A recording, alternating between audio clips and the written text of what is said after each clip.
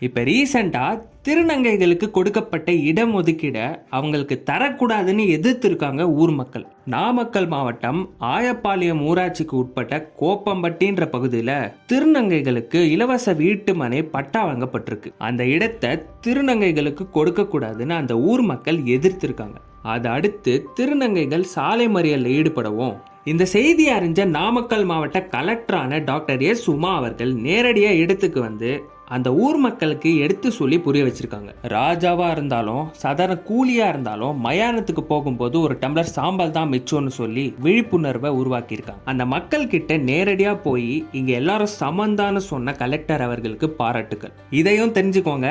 Article 17ல civil right act 1955 படி அன்டச்சபிலிட்டிக்கு தண்டனையானது இருக்கு. 3 monthsக்கு மேலையும் 6 monthக்குள்ளேயும் ஜெயில் தண்டனையானது தரப்படும், ஃபைனோட சேர்த்து. சரி, இந்த நியூஸை பத்தி உங்களோட ஒப்பீனியன் என்னன்னு காமெண்ட் செக்ஷன்ல சொல்லுங்க. மேலும் சட்டம் தொடர்பான செய்திகளை தெரிஞ்சுக்க நம்ம சேனலை சப்ஸ்கிரைப் பண்ணுங்க.